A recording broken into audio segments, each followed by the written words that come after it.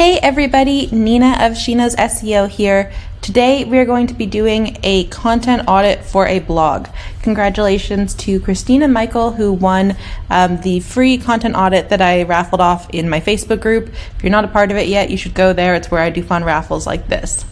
So this is their website, Wanderlust Designers, and we are going to be going through 50 posts, 50, to figure out should we keep them or not. Now, are we going to go through all 50 together right now? No, I've already done it because I know you guys have places to be. You're busy. You're worried about the trillion of Google updates that are happening all at the same time. So don't worry. We're not going to go through every single one individually here, but I will be sending this to Christine and Michael for them to review. I do want to, however, go through a couple posts to give you an idea of the way that I did this, why I put some things in certain categories, and a little bit more about what happened here, because especially with recent updates, you're going to need to do an audit ASAP. I 100% recommend doing it. If you know that you are just like too busy right now pre-Christmas, I'd at least like you to go through and just look at like the top 10. Ideally, I want to like say 20, but I know you might be really, really busy. But the top 10 posts that really lost for you in this update and what you could do to fix those, whatever like where your biggest traffic decreases. And we're going to talk about how to find that.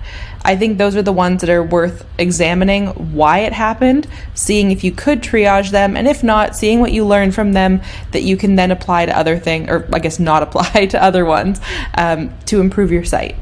Anything as well that you see that is like truly terrible content, but you know you will not get to it right now, no index it. No indexing a post is just like putting the blinders on for Google. It covers its like, I don't know, view of the hideous disaster that you probably made on your very first blog post. We've all done it, let's be real. So I want you to do that just because like Google grades your site as a whole, especially post helpful content update. It was very clear that they did some site-wide signals there. So if you can get rid of stuff that doesn't really work for you, that's going to be really important. So let's talk about how I first decided on which 50 posts to choose. They have more than 50 posts on their website. I actually don't remember how many exactly. Oh, my Moz bar is in the way. There we go. Moz, chill. Get out of here. We're gonna just go check so I can show you guys the exact number. They've got 77 posts. So I didn't do all of them. I picked 50, and I did pick 50 in two different ways. So the first thing that I did is, one of the ways that I do start a lot of content audits is I went to their G4 to pages and screens. You can also just, guys, if you're like struggling with this, you can just search it up here. That's how I found it here. I never click through in G4, just search your stuff. Pages and screens is going to show you the page, the exact page, and then its page views. So this is where I was able to find, okay, in the last 3 months, what were the page views like for these posts? I wanted to do kind of a longer period, not just because of the updates and everything that went crazy, but because of seasonality in travel. There really is a lot of it. Also, if they had just published something and I missed it, I did try to go for older posts when I was like going through this manually and selecting stuff. It would at least, I don't know, it's going to help me realize it a little bit. I don't know, it's fine. Sorry, I'm like starting to get into complex nonsense in my brain that I don't mean to. But yeah, so basically, I was looking at this and I was like, okay, let's look at the things that are not getting a ton of traffic, and I want to see if we could improve these. However, sometimes, especially when we start, we write posts that just do not have a lot of traffic potential. So I didn't want to just pick ones off of this list. I also came into Google Search Console over here, and what I did was I selected from the average position, impressions, and total clicks. I compared it to the last 3-month period. Again, we want to see shifts kind of pre and post helpful content update. I think that is kind of important, but especially like it will reflect the helpful content update with the giant change that would have happened. This was a site that was definitely impacted by the helpful content update. It's pretty clear because it starts in September, quite a big downturn. And then I wanted to see the things with the biggest click difference. So I actually did this in queries, not in pages. I was just looking there at the end there, but I wanted to go in and see, okay, where did we see a massive difference, or the biggest difference possible, between the clicks.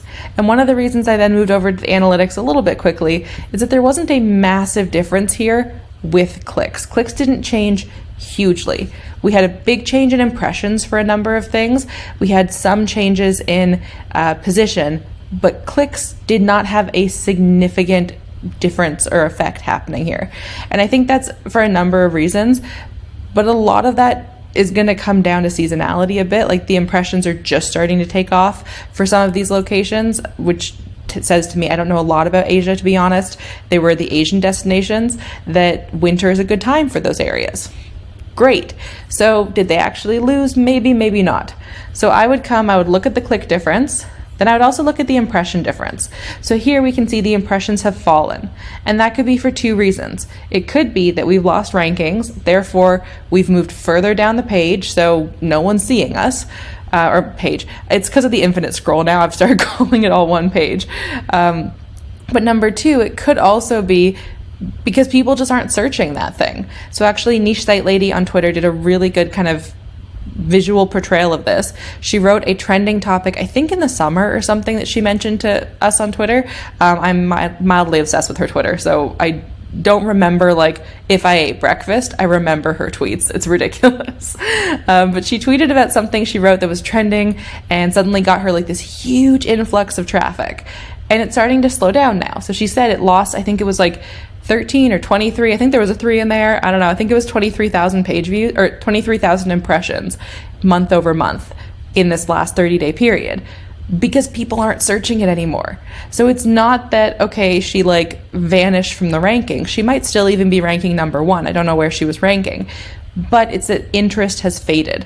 And that happens a lot, especially in the travel niche with like summer content. One of my sites that definitely did get hit, and I'll talk about that in a minute, but I noticed it has a lot of beach content. That's not relevant right now. Like, they're all North American beaches, so like not going to be super helpful. Therefore, it's going to lose a lot of impressions regardless of ranking loss, because we've moved away from beach season. So you have to keep that in mind when you are looking at things, especially when you're doing your own helpful content audit, to be like, did I get hit? Did I not get hit? This is going to be so important. So now I can scroll over and then I can see the position difference. And we have to remember, for the other two, negative is bad, but for this one, negative is good. So when you have a negative position difference, it means that you moved up in position visually, but numerically you moved down because you lost 16 to 7, I guess. You know what I mean? Like $16, if you went to $7, that's not good. But if you move from the 16th best to the 7th best, you moved up a lot. So it's a weird difference here. I know everyone gets confused by it, but negative is good. So now they are ranking 7th, where they were ranking about 17th. And so the interesting thing is they've moved up in ranking, but they've actually lost impressions here, technically, for this search, and clicks. So I would then go in, and I usually do this like post by post, to be honest. I don't look at like, Jesus. Did not mean to click that. I'm just gonna type it in because I'm gonna keep doing that. What to do in Hiroshima. But I would look at, like, when I start actually going into these in depth for each post, I would do that in the page window. That way I'm looking at a grouping of them. But so here I can take a look and see, okay, are these sponsored tours new? Is this top sites thing new? If you've written for the keyword, you'll know this better than I do. Not all of us remember it for all of our keywords, but we can get an idea of, like, is something new happening up here that might be taking away from you? For a keyword like this, my hypothesis is that it's probably Google Discover. A lot of keywords of this ilk, people are getting stuff on Discover for. So very possibly that's what's happening. Could be, that it's just not the right season for Hiroshima. I'm not sure. It could be a myriad of reasons. But if impressions have shifted, that means that the search, basically search activity has shifted. Not necessarily that they are doing worse. Now, I will say I'm in Canada. I don't have my VPN on. They're not showing in my top 10 here. But if Google Search Console tells us that, they probably are closer to it. You can verify this. First of all, last 30 days will be most accurate, but I could also verify this with key search or Ahrefs or just turning on. My VPN's been like breaking everything, so I've kind of just given up on it recently. It like destroyed my Zapier connection for a minute, I guess ironically, because Zapier is all about connections. So yeah, sorry, tangent. But basically that's how I started going through and then selected some posts. I tried to find ones that had drops or ones that had high impressions, but the clicks weren't quite there. So the other thing I did was just like turn this off and then just looked between click and impression to see what was the major difference. I exported the spreadsheet, put it into its own spreadsheet, and then just ran a function in a fourth column that was basically like the difference between the two, and then the one with the highest percent or the lowest percentage of click-throughs is how I did it. I don't know why I chose it that way. I could have done the other way, but whatever. I was like, the lowest click-through percent are the ones I'm going to pay attention to. So then I went in and dealt with those. You could also do them here with CTR, but I wanted to do a couple extra filters for things because I don't know, I like manipulating my data a bit. So I did it that way, but you could very well do it here and then just see, okay, what's not getting the clicks it should be getting. I, for this, wanted to start with the kind of worst performing ones because I think that's how I can offer the most help right now to Christine and Michael. However, when I do my own content audits, I start at the top. So I actually look at the things, number one, because like they usually don't need the most work. If they're already getting the majority of your traffic or are ranking pretty well, those are ones that usually just need an easy tweak. So even over here, you'll see that I gave some like very rough notes, and the notes that I gave are about the primary keyword. I did this audit based on primary keywords, which I was able to find via their rank math, and also like I did use context clues for like what they are ranking for. I used like their slug, I used the titles, and vague ideas of user intent I could also find from headers to figure out the primary keyword. 99.9% of the time, there were only like two, I think, where it was a bit confusing. It was very straightforward because all of them had the same primary keyword kind of in those areas. But you can see, I gave notes here for some things that I would adjust, some things that I would change. Almost all of them, I actually stopped writing it at a certain point because I was just going to say it in this video. Basically, all of them need a new title. And titles can have so much power. I don't know if you guys are on Twitter, but Tony Hill has been talking about Google Discover headlines and how they are very different. So a Google Discover headline is more like kind of not clickbaity in the sense of like it's not spam, but I guess click worthy would be the word that I use, is like it's stuff that's more kind of news story sounding. It's like definitely the titles I used to write before I knew SEO. So we're kind of like backtracking a bit, which is interesting. But these ones are still not written for SEO or Discover. So I did kind of consider both fronts on it. I did check for traffic from both, and I did not see an intent for the way that they are structured, that like this was a strategy or something. So little changes like that can actually do so much to your post. So I did want to note that. I noted as much as I could for things that just needed a bit of work. There was only one that was like did not need reworking. I'll be honest, it's not like the highest traffic keyword, but like they are ranking number one for it, which is great.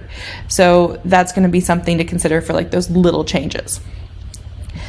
I also just find like when I work from like those ones down, number one, it takes a bit. Like if I make a significant change, it might drop in traffic. So this gives it time to bounce back. And while it's bouncing back, I'm doing a bunch of other stuff on other pieces, so I'm kind of distracted. If you save it for last, you risk kind of, especially if everything else has been growing really well, you do risk losing that traffic. And so I'd rather like get to that post first, make it the best it can be.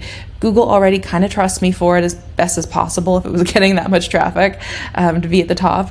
And then it does make it easier to then move through the other ones. I also do like to do the easiest thing first and then do the hardest thing kind of middle, not last, but like middle. I just need something to like ease me in. It's just like for like the day at work where like I ease into my day at work. I am not like, I don't know, immediately going and doing brain surgery. I'm going to get to the office. I'm going to like chill for a minute. I'm going to talk to my coworkers, do some rounds. I don't know. Maybe I watch Grey's Anatomy and I am cosplaying as a doctor for some reason in my head.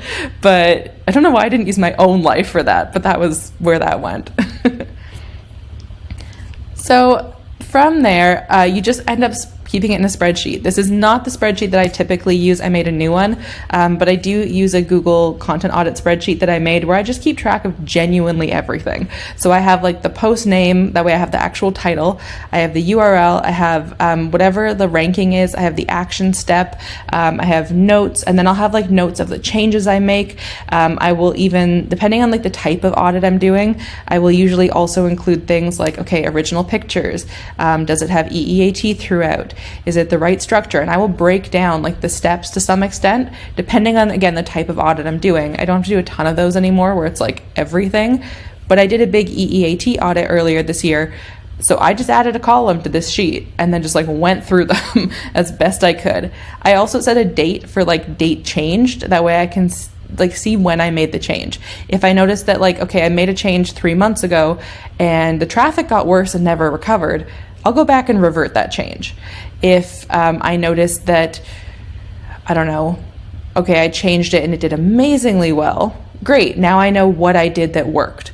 So that's going to help you kind of keep the document on this so you know what's going on. So you're not getting way too bogged down in like, okay, I changed 500 posts, but I have no idea what of the things that I did actually worked. Because I mean, I have the memory of a goldfish, but I'm sure most of us don't remember what happened after we've updated 500 posts. Then once I know which posts I'm going to work on, I started picking them one by one, basically. So I would go through, and I will fully admit I do not have the fastest, most efficient content audit process. I don't think you need it. I think it is good that it takes a minute. I do think it is worth spending the time on. So I will take the URL. We're going to use the Patagonia itinerary one here because I just like the idea. Like, I like the name Patagonia. I've never been, but I think it sounds so cool. And sometimes I like to go places just because I think the name sounds interesting. So we're going to pop the page in here. Now, my little trick for this is I recommend taking out the URL around the slug and just putting in the slug. Because even when I was doing the audit and looking at like both Google Analytics and Google Search Console, there were HTTPS, there were www. There were different like ending slashes, there was all sorts of stuff. So I want to try and get the most well-rounded view of this URL, and I don't want to risk that like I'm missing something from a weird sitemap pickup. And so here I can see, oh, I shouldn't have turned off, what was I doing? Should not have turned off compare. But here I can then start to compare this post individually and its specific keywords. So what changed? Because if I look at just the overview for this URL, it might say like, oh, you dropped a bunch. But if I dropped a bunch because it was like irrelevant Patagonia keywords, I don't care. Like, I think we all had that in the last helpful content update where you would lose a bunch of keywords, but it was like Dublin. And it was like, hey, my post was like a 10-word long keyword. I never thought I would rank for Dublin. Like, why do I care that I lost that? Same thing here. We want to actually make sure that the ones that we have quote unquote lost matter to us.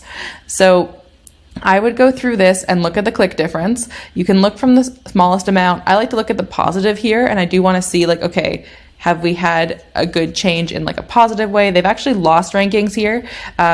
Keep clicking things. I am a menace with this mouth. I don't know what is happening. There we go. But I want to see, okay, what's changed? So interestingly, they've gained a little bit of keywords. They've lost position though, but they've gained a ton of impressions. So this is being searched now. And this would also help me decide, am I really going to change it right now? If this was like a trending topic, it's doing really, really, really well, I'm probably not going to go in and make an update immediately if I'm ranking number 2. If I was ranking number 10, yeah. But if I'm that close to the top, I'm probably not going to touch it. So with this one, what I then did is I searched the keyword on Ahrefs and Key Search to see who's ranking in the top 10, how can we compete with them, what are the various things we could do. I also did look at the global keyword ranking. I didn't want to just look at the US because I do think it's important that we get global results for these things. And then I tried to figure out what's happening. So when I looked at this post, the Patagonia itinerary, the first thing I noticed is that this is not a good title. This is too long. I think it is kind of discovery-ish, but not quite enough. But it was also not like it's published long enough ago that it wouldn't matter if it was for Discover. Discover would have dropped it by now more than likely. It doesn't tend to last that long. I think Tony Hill actually had an email on it where he said like, leave the Discover title for 2 weeks, then change it to SEO. Or if it's still running there, make an SEO title that is like an SEO title properly. This is neither of those properly. This is kind of hovering between the two, I guess. The thing that I found interesting is that it doesn't mention a day, and all of the competitors mentioned a day period. You'll even notice that like in the keywords we were looking at there, that 10-day started to come up a few times. Well, that's because it was mentioned inside of the post, but it's not mentioned in the title. And the title is the best way for someone to get to know you and get to figure out like what's happening in here. And I do think that this is an interesting title for like social media, like that it'll knock your socks off and maybe your hat. And I don't know if that's like, do people wear a lot of hats in Patagonia? I'm not sure. But the one that's going to do better for Google search is going to be the ultimate 10-day Patagonia itinerary. Information like that. You'll even see, I think I searched it. No, I didn't. I forgot to search it again. Oh, Nina, could you be prepared for anything? There we go. So when I search it, you'll see that people give like their date or like the length of time that they did the thing. 10 days was definitely a smaller keyword, but if that's the amount of time you want to go for, you do need to put it in the title. I think this is like the exact kind of title I would have done for this. I might have done unique itinerary. I might have done if you're a local. I know you guys aren't, so that wouldn't really work for Kristen and Michael, or Christine and Michael, pardon me. But you could do something. So something to make it stand out. But I think also it's important that it's just short enough that it'll fit here.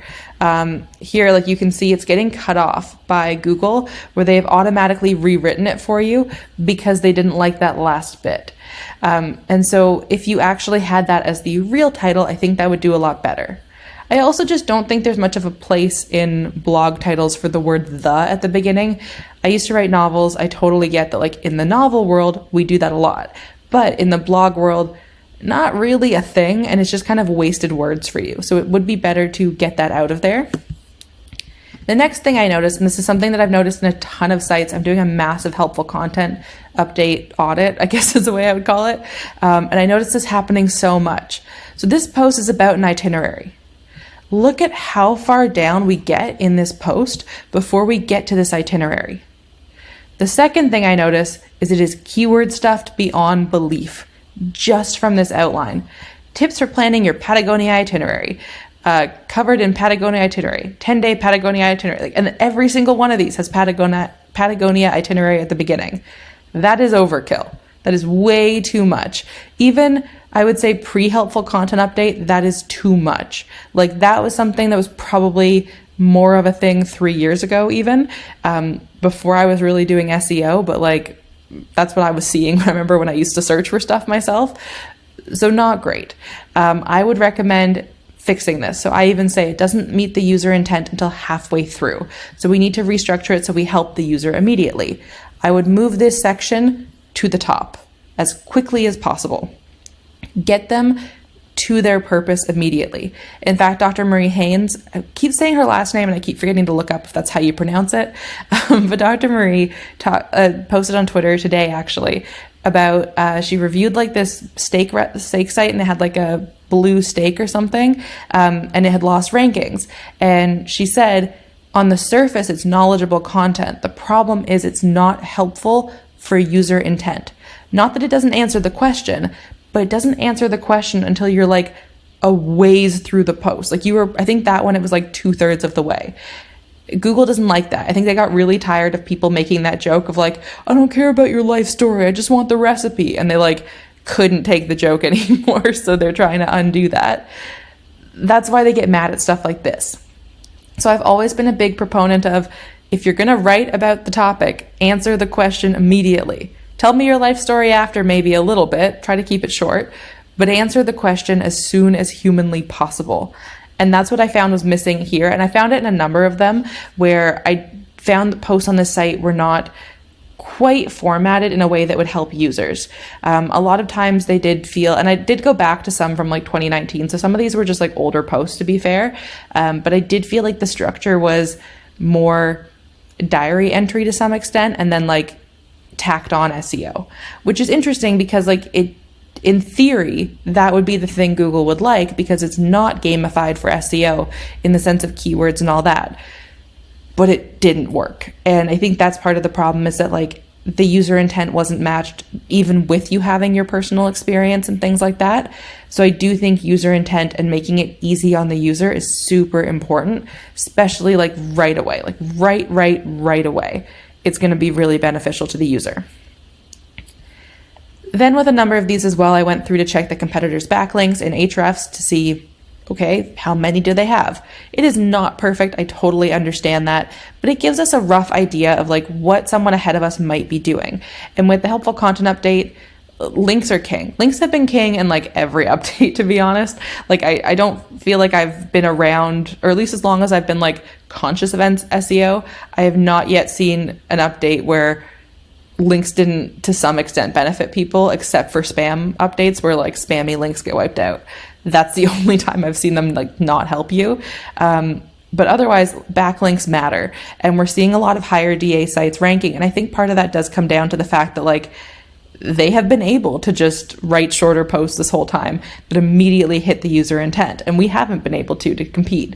So look at that. Look at what's happening there with all of these. The way that I determined what changes should be made is I looked at what was ahead of you. I looked at like what was ranking ahead of this post to figure out, okay, what do we need to do differently? Most of the time, kind of across the board, title needed to be clearer. We needed to have a structure that was like easy for the user to interpret. I could definitely see the logic behind some of them, but they were not user-oriented outlines. Another thing I noticed is that so many of them like didn't have a numbered list. If it was a like things to do post or places to stay or something, there just was no numbered list.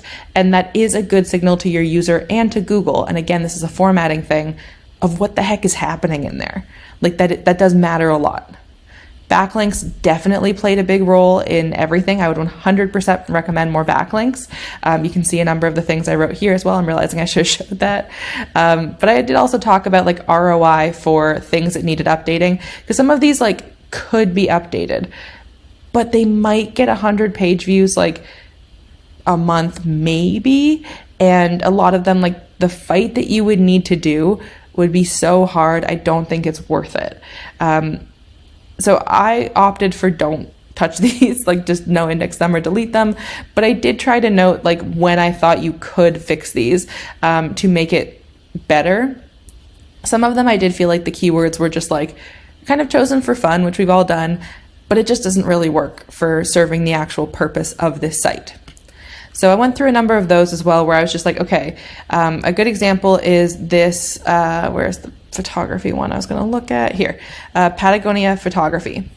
Part of the problem is like it does have decent search volume, but that search volume is not converting to traffic according to Ahrefs. That search volume is more than likely going to images. If someone searches Patagonia photography, 97% of the time they just want to go see the pictures, like they're just looking for the photos. And this post was more like, it was quite a diary entry kind of post, which just did not hit on that at all. And then the sites outranking for this were very dedicated to photography. They had tons of photos and galleries, like things like that. They were massive DAs. They had so many backlinks, and it just wouldn't quite work. So it's not worth the time to update, because even though, okay, like let's say, I don't remember the exact amount now, let's say it was $2,000 a month or something. If you would get maybe 100 a month, but you're going to be putting in the effort of a $2,000 a month post, I don't think that's a fair ROI here. It also doesn't seem to be the focus of the site. I did try to keep that in mind with a number of these ones, is that a lot of them were kind of, it looked like just like keywords kind of chosen at random a little bit. And I'll talk about something I noticed about that as well in a moment. But yeah, I opted for some of these to go because they just didn't make sense in terms of rankability or for the niche itself, like for the site. Now, there were plenty that I said keep that you'll see I didn't say like really make changes. A lot of them were just backlinks. And this is something that happens all the time, is backlinks are so necessary. the site of mine that got hit the hardest by the HCU, I think they all felt it a little bit. I think everyone's site felt something a little bit, like that's how the world works. Something has to move.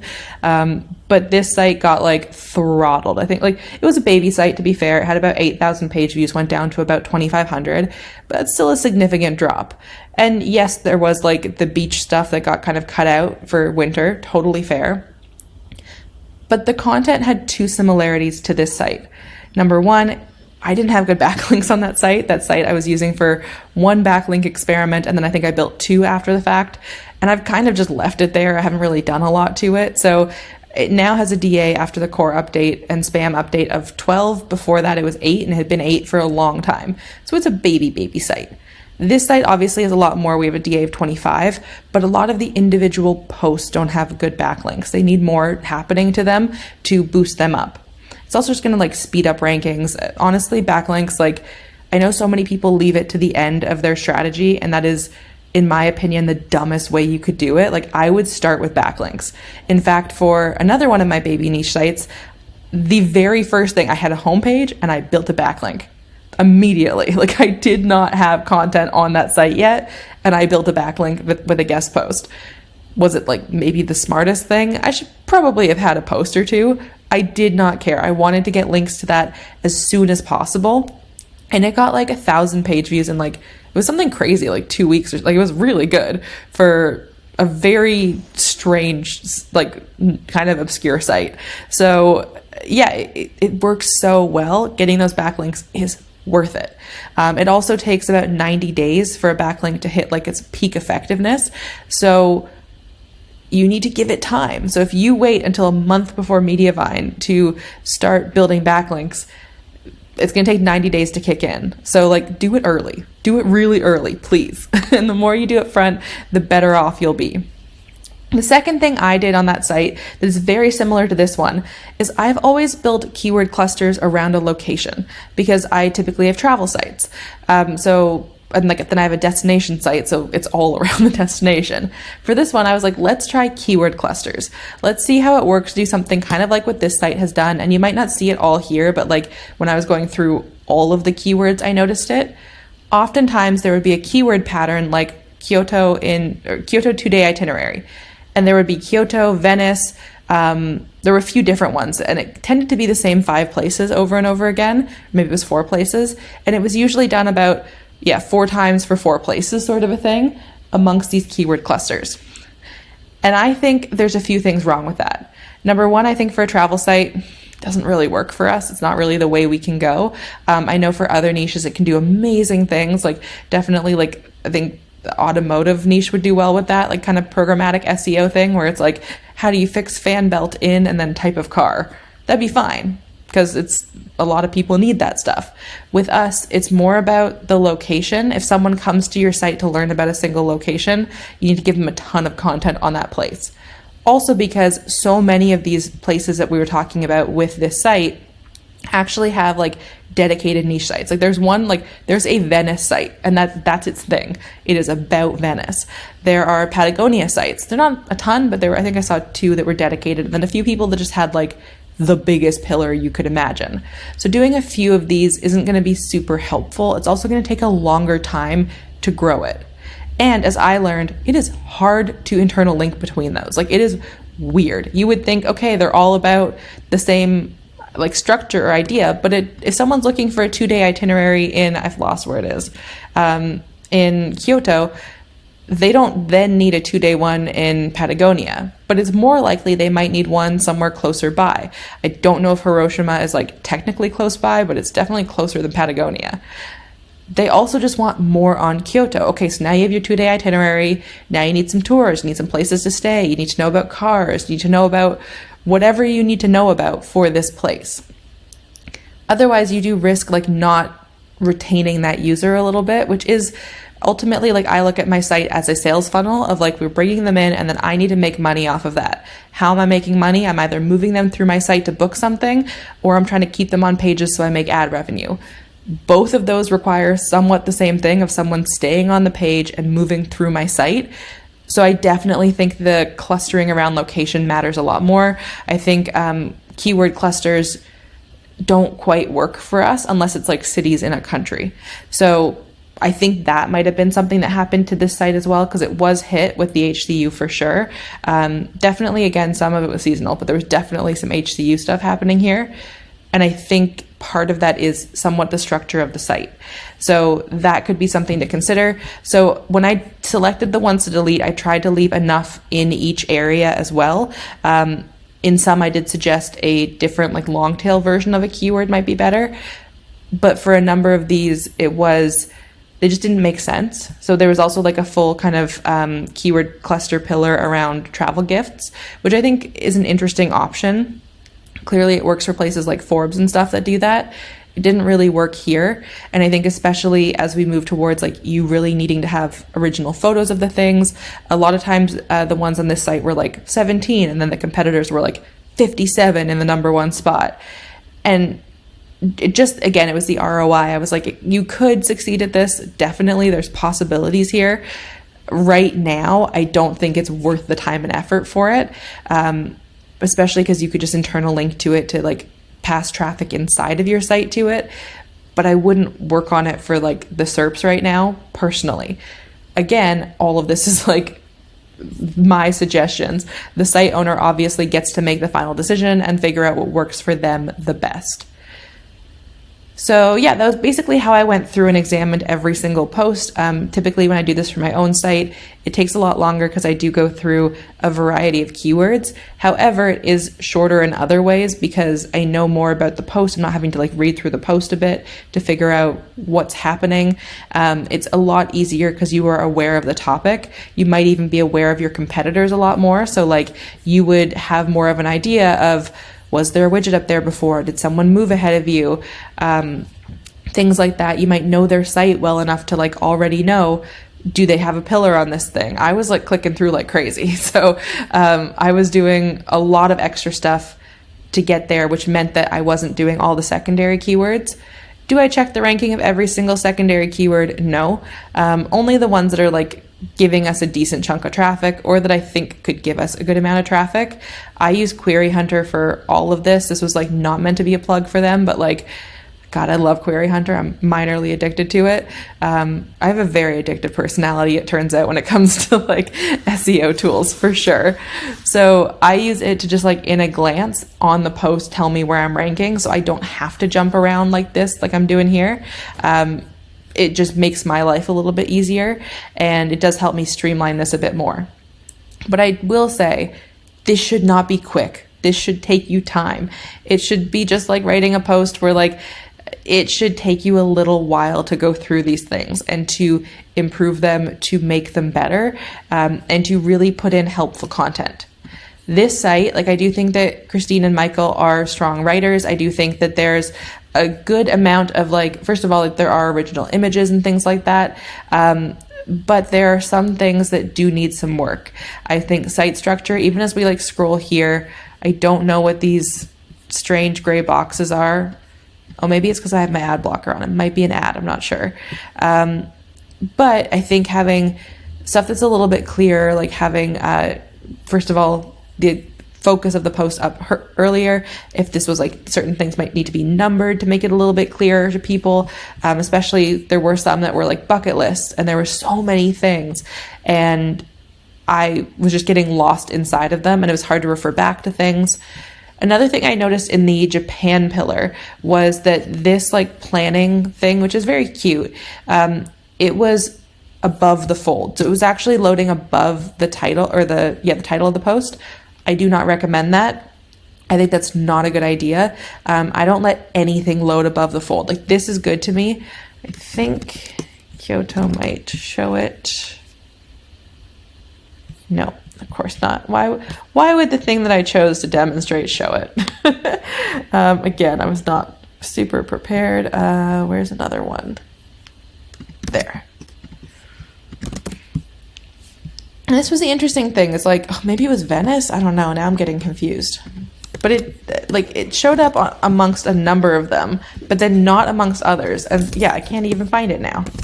Don't make a liar out of me. It definitely, there it is. Okay. See, I'm not crazy. It showed up somewhere, but it was showing up under certain ones and not under others. So I think this is probably a reusable block, or not reusable block, a hook element that you've set, but it's just showing in strange spots. And I wouldn't put it this high up. First of all, it has to load. I guess I get that it's not an image, but it's still something different. You do risk Google reading this and thinking it's the focus of the piece to start. We just don't really want to have that there. Also, a thing I noticed as well, I'm just remembering, inside of your titles, a lot of the titles had hyphens in them, and I do not recommend hyphens or dashes. As you'll see here when we're looking at the top 10, is there a hyphen or dash in sight? No, there's not. The only one that we saw was here, where it then leads to the name of the site. So it's actually like people seem primed when they see the hyphen to stop reading because they think the site name is going to come after it.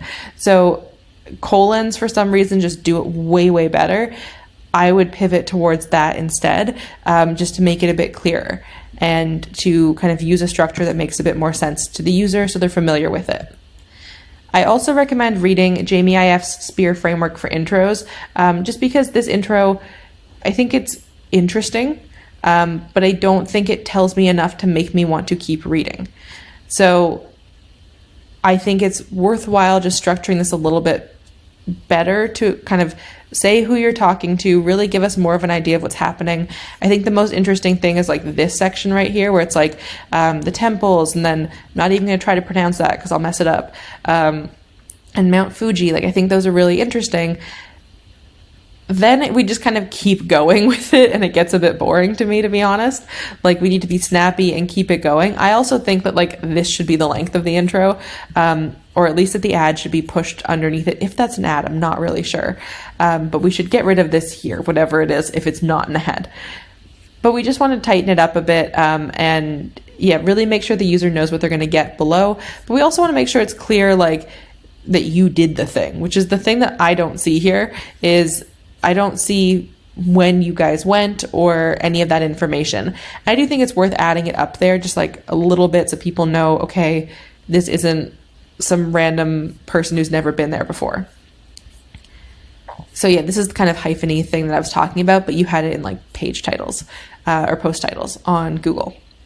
So yeah, those were a number of the things that I was reviewing. I told myself this video would be half an hour. Of course not. So I went through and I did a ton here. We're not going to keep going too much longer because I do appreciate that you guys have other stuff to do. But this is how I did the basic content audit here, and like kind of the structure that I went through. Then I just went through and really evaluated, okay, like what are people above doing? Why are they doing better? What could we be doing differently? Do I think to some extent that maybe the helpful content update will move this around later? Maybe, but we have to work with what we've got for right now.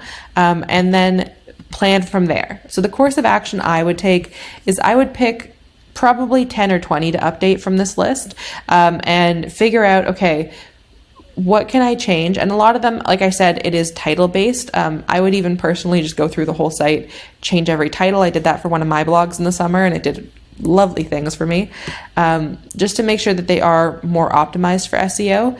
If you have any in Google Discover that are doing like amazingly well, there aren't really any for this site, then for those ones, you might want to optimize that post with a Discover title instead that is more kind of clickbaity.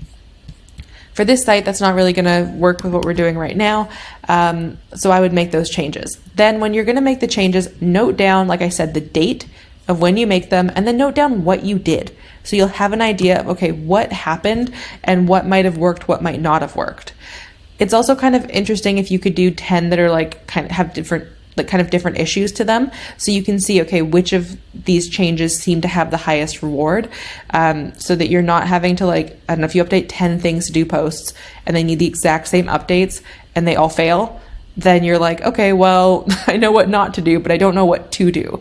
So I do quite like the like kind of scatter approach and try a few and then bring it all back together in the end when you figure out what worked, turn it into like one kind of good system for yourself, and then update everything else with that.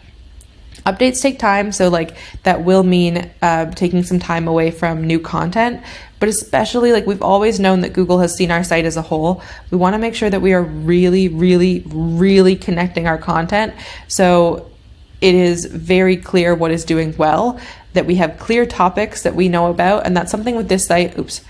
I just updated to the new like Mac OS, and it keeps doing that, and I have to figure out how to turn it off.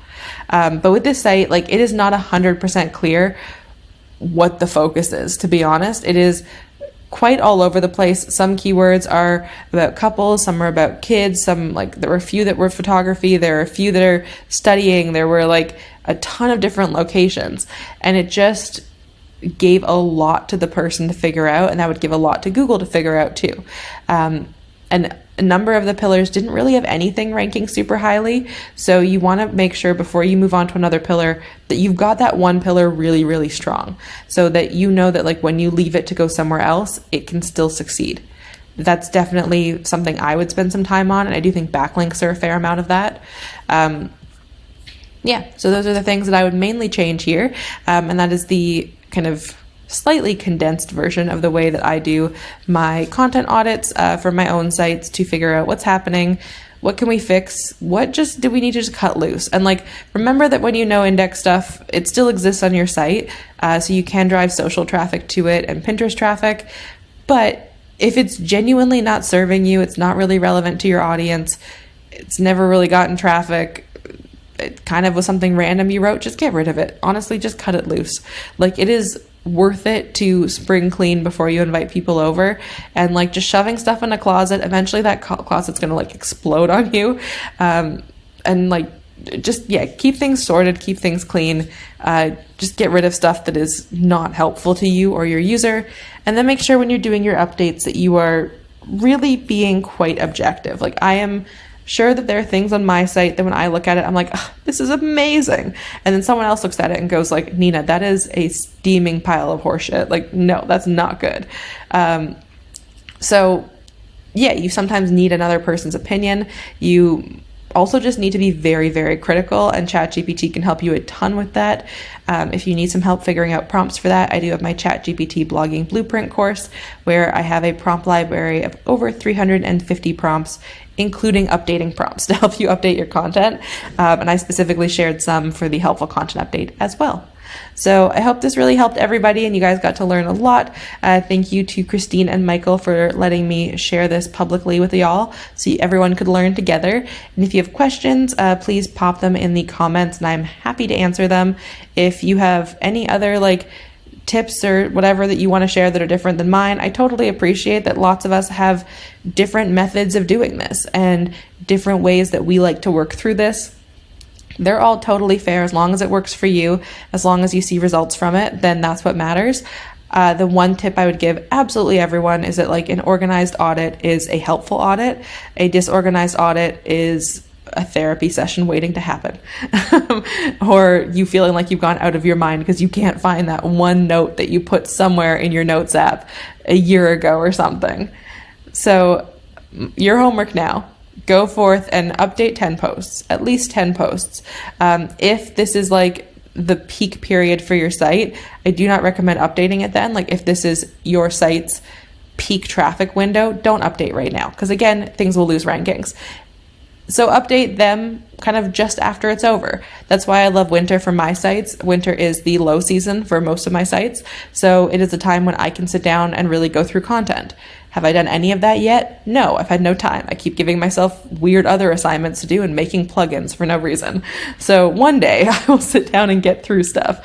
But for you guys who are more diligent workers than I am right now, please go through and update some content. It will serve you so, so well.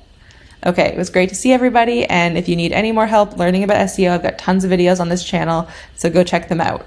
Have a great day. Bye.